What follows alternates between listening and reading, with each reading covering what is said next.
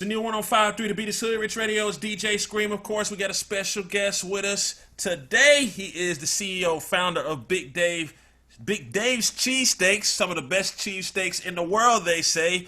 Big up and salute to Derrick Hayes. What's up? How you doing, my brother? What's up, man? I just want to say thanks for letting me on, man. Appreciate you. Nah, anytime, anytime. Let's start off with the business side of things, man.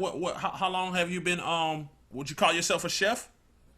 Hey, man, I'm much bigger than that. You know what I'm saying? I'm like a food connoisseur, like Okay. an inventor, however you want to call it. I'm just like a goat in this thing, with making seasonings and cooking. So that's how I look at it. So I don't really label what I am. I just label it as, what the people look at me as. You just make good ass food. Yeah, there you go. I'm from the streets, you know what I'm saying? No, Yeah. no measurements, no none of that. I just conquered it and made it work. So what? I know you can't, of course, give all of the information as far as what makes this cheesesteak so good or amazing. But what space were you in, and what time and place where you actually kind of constructed this cheesecake? Is it something you just did at the crib that just took off? Is it something that you kind of had since a childhood? Is it a family secret? What is it? Honestly, so I grew up in the kitchen around my grandparents, but I got in a real rough place in my life when I moved to Atlanta. So Moved to cooking was Atlanta from just so people know where you're from. You moved to from Atlanta Philly, from. yeah, from Philly, from West Philly. Sorry about that. There Yeah, you I'm from go. West There you Philly go. out there. But when I moved here, I realized that I had to do something with myself, because I got out of that dangerous city and cooking was my passion. So I decided to open up a little restaurant, which was in a Shell gas station called Dave's Philly Water Ice. So I actually used to just sell Italian ice and pretzels and ice cream and everything like that until I put my full kitchen in.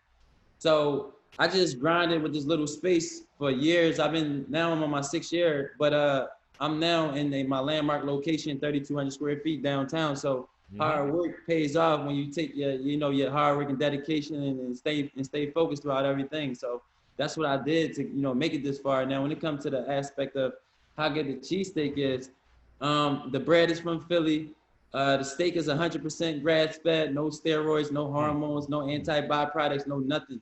So ain't nothing, no hazardous products in this, and in my steak. So, and the other thing is, I know how to make seasoning. Like I create all my spices, so it's made with love. So I feel like my cheesesteak is the best in the world. I'm from Philly, so I'm the first to ever bring a real cheesesteak outside the tri-state and get respected like home. And I take that as a true blessing. So that's the reason why I look at my sandwich as special. Now help your partner out, man. I promise. I told Shasta Taylor I'm coming to see you very soon. You know what I'm saying? Yeah, I'm getting past this Corona shit and all that. But definitely. listen, I don't eat cheese. I don't eat beef. I don't eat pork. What you got for me, man? What's on the menu Hey, for me, then man? I'm gonna give you the salmon.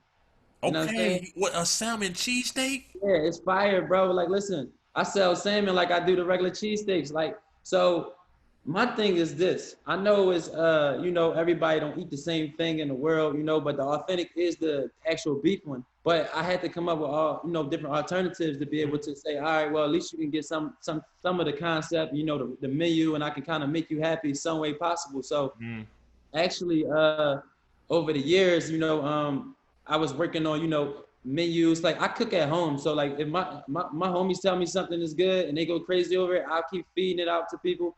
I don't really eat my food because I don't like to psych myself and, brainwash yourself to say, oh, you got something. So I let the people, do that. So once I find out that I got something real special, then, I put it out there. So the egg rolls and the salmon cheesesteaks and the salmon egg rolls was something that I just added to the menu 2020. But I had it, since like 2017. But, I was just perfecting it, making sure that the spices was consistently, tasting the same and everything like that. Now I'm selling over 300 pounds of salmon a week out of a cheesesteak spot that's supposed to Wow, be beef. wow. So, it's big things happening for big days. No doubt, no doubt, no doubt, man. Philly. I don't know what it is, but it's something. And of course, again, y'all not gonna share the secret with the world. But at that time when I went to Philly, I was eating beef, and I couldn't finish the sandwich. So what is going on here? Like, You want me to tell you what the secret is, man? what is the secret? We got swag, bro. Y'all got swag. Y'all are We to got swag, bro. cheesesteaks. Y'all are the cheesesteaks. What we are the chicken wings. Yeah, exactly. I give you that. You Hmm. know what I'm saying? I give you that 100% because I think honestly Atlanta got some of the best chicken wings in the world. Oh no, don't think, Um, don't think. yeah, I mean, well, I will say that. I will Yeah. say that I actually got good chicken wings too. So you can put me Okay. to me too. You know what I'm saying? But other than that, I really think that this city right here was the best move I could have ever made, because this is not only the black capital, but this the land of opportunity. Any man with a dream, any woman with a dream that's going to chase it and not give up, you're going to make it here to the promised land. It might not be today, might not be tomorrow, but you're going to make it. No And doubt. that is the love and opportunity I thank Atlanta for giving me, for coming here. Absolutely, absolutely. Now we saw this situation that went viral, man. You actually, well, you tell the story about the family that was selling the water bottles, because I want you to tell the accurate story so everybody can know what Okay, actually happened. basically before this happened, I was actually driving and I was telling my cousin, I'm like, man, somebody, got to do something to help these young brothers and sisters out. They really want to work. Let me tell you something. If you got some people that want to work, how is that wrong? If you want to get up every day and work, honestly, not hurting nobody, harming nobody, and trying to do something right for their household. A lot of these kids come from poverty. I'll come from poverty, so I can relate to that. I was in a household with 30,000 less income before in my life. So now that I don't make that and I make a lot of money to be able to help them, I'm going to help them. You know what I'm saying? So by helping them, that's me giving them employment, being able to try to get them out the streets, lead them right way. That young brother that I'm helping right now, I want to be like a big brother to him, like a mentor, because at the end of the day, he come from the same environment, the same place I come from. So we can relate to a lot. And if I could save one, he could save one later. That's how the youth work. Because if you teach somebody something, they can teach somebody else that don't know it later. So that's what I'm about, spreading the message, the word, you keep traveling. And that's the way we're going to say to youth. But right now, we ain't got nobody spreading the word and trying to say to youth the right way, because I feel like everybody just, as a culture of us, we need to stick together more. We worry about too much about outshining the next, we got to stick together more. We are geniuses. We run a lot of the world, and we need to understand that, we control everything, and once we realize that, then we're going to be stronger together. No doubt, no doubt, no doubt. Has your Philly brethren Meek Mill came to peep you yet at your spot? Oh yeah, yeah, yeah. So Meek actually came to my first location when I first opened the gas station. Shout out to him. Shout out to Uzi. Okay. Hey man, a lot of people supported me from my city, but I will say this: I don't feel like right now I would have had my chance as I had my chance right now is if Eve, Eve from Philly. Of course. I ain't had no traffic. You know what I'm saying? I had like 3-4 customers a day, and Eve, she came to my gas station and she loved the sandwich. And the next day the same day, she put it all over her social media. And the next day, my business was booming. I never looked back. So I always thank Eve for that. Hopefully one day, I could be wealthy enough to give Eve something, because I really appreciate that.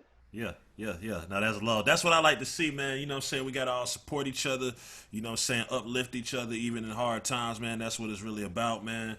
I'm all about love, you know what I'm saying? No hate. So and she was solid. She was real. She came in and she said, listen, if it ain't good, I ain't posting it. I ain't putting it out. I said, listen. I'm the same way.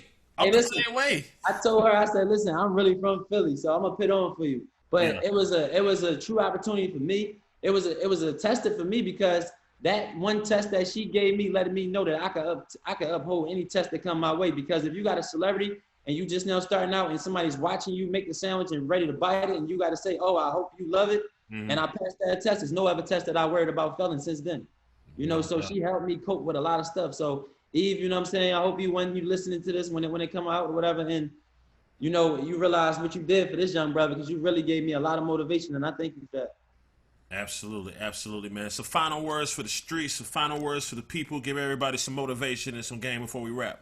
I just would say this: if you got a platform and you've been working hard for a long time and you at a high status in life, and there's a lot of little bros, young sisters out here that really need your help, whether everything ain't always about, something financially, giving money. Sometimes words of encouragement, being a mentor, helping them get out the streets, helping them think positive instead of negative, giving them an opportunity where they feel like they don't have to give up when they got to go in the house if they don't have the right food they want to eat, being able to get them to grind to be able to go live the way they want to live. That's the message that we need to be putting out. So that's what I say. So I challenge everybody right now with a platform to go get a little brother or a little sister and help them out. I like that. I like you know what I'm saying? that. So that's how I feel. But I'm going to keep on going at the fullest extent what I'm doing. And I'm also right now working with Slutty Vegan right now. We're working on putting 25,000 life insurance policies on black men in Atlanta right now. That's dope. So, I ain't from here, but I feel like they birthed me. I feel like they opened me with open arms. So I would never turn my back on this community And, because and the same thing I told Pinky, as somebody that is from here, man. If you come here with love and positive energy and you doing for the community, you know, Atlanta, we gonna salute you. We gonna ride with you. You know yeah, what I'm saying? So we salute you. You know what I'm saying? This is one of yeah. the And places I where we never, go. I ain't gonna lie, I never felt that love like that coming from a city, like that I ain't from. Mm, It was a very humbling situation. It actually changed my life. It made me stop thinking the way I'm thinking. Hey, and then I'm gonna tell you one more thing. mm, Everybody is not out to get another person. That's what we gotta stop thinking. right.